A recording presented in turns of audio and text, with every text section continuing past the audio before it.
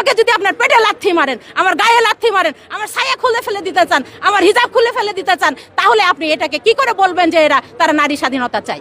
আমরা যে নারী স্বাধীনতা চাই, আমরা বোরখা পরে এসে প্রমাণ করে দিচ্ছি যে আমরা রানী স্বাধীনতা চাই। তার দেশ গঠনের একটা পলিসি থাকবে, কিন্তু এই দেশ গঠন, যে দেশ গঠনের রাস্তাকে জুলাই যোদ্ধারা সুগম করে দিল, যারা আপনাকে দেশ গঠনের জন্য নাগরিক হিসেবে আপনাকে মানুষের সামনে আসার সুযোগ করে দিল, এখন তাকে যদি আপনি ধারণ করতে না পারেন, এই সুযোগকে যদি আপনি প্রশংসা করতে না পারেন, তাহলে বুঝতে হবে যে আপনি কোনো ধরনের উন্নয়নের পথে বড় প্রতিবন্ধকতা।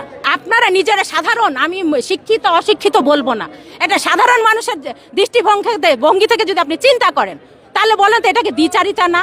স্বাধীনতা মানে কি বলেন? গণতন্ত্র মানে কি?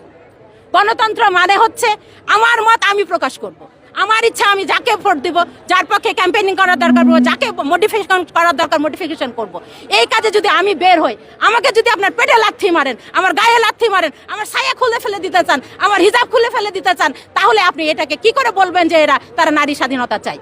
আমরা যে নারী স্বাধীনতা চাই, আমরা বোরখা পরে এসে প্রমাণ করে দিচ্ছি যে আমরা রানী স্বাধীনতা চাই। আমরা ইসলামী মূল্যবোধকেও ধারণ করতে চাই, আমরা সেই সাথে নারীদের প্রকৃত অধিকার, আল্লাহ যেটা আল্লাহ মানুষকে যে অধিকার দিয়েছে নারী হিসেবে, আল্লাহ বলেছে যে নারীরা প্রয়োজনে চীন দেশে যেও কি করতে পারবে, শিক্ষা অর্জন করতে পারবে। তাহলে কেন তারা মিথ্যা অপবাদ ছড়াচ্ছে যে জামাতে ইসলাম কি করবে, নারীদেরকে ঘরে আটকে রাখবে? এই জন্য তারা নারীদের পেটে লাথি মারছে, নারীদের ছায়া খুলে ফেলে যাচ্ছে। এই টোনগুলো কি বোঝেন না আপনারা? আপনারা বুঝেন না? কারা এই টোন করতে পারে? যারা নারীদেরকে সম্মান করতে জানে না, যারা নারীদের কোনো অধিকারকে মূল্যায়ন করতে জানে না, যারা নারীদের কোনো অধিকারকে কি অধিকার আছে বলে মনেই করে না। যদি তারা মনে করতো যে নারী হিসেবে তার একটা নিজস্ব মূল্যবোধ আছে, নারী হিসেবে সে তার মতামত প্রকাশ করতে পারে, তাহলে তারা কখনোই এই ধরনের জুলুম করতে পারতো না। কারণ তাকে তার নারী হিসেবে তার অধিকার, তার মূল্যবোধ এবং তার মত প্রকাশের স্বাধীনতা দিত। আসলে এটা আমি বলবো একটা মানব অধিকার, কারণ মানব অধিকার লঙ্ঘন।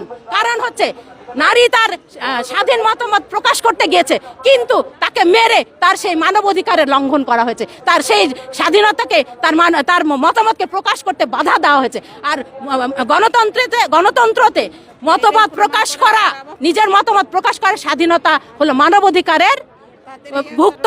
এই জন্য এই আচরণ থেকে আমরা বুঝতে পারি যে তারা ভবিষ্যতে আবার ফ্যাসিস্ট কায়েম করতে চায়। আমরা জানি যে জামাতে ইসলাম শুধুমাত্র বোরখা পরা নারীদের জন্য কাজ করে না। জামাতে ইসলাম বাংলাদেশের সমস্ত নারী, আমরা জানি আমাদের জনশক্তির 50% নারী। এই 50% নারীকে যদি আমরা কর্মসংস্থানে না ইনক্লুড করতে পারি, তাহলে আমরা সেই দরিদ্র তিমিরেই থেকে যাব। আমাদের অর্থনৈতিক মুক্তি আসবে না। আর অর্থনৈতিক মুক্তি না আসলে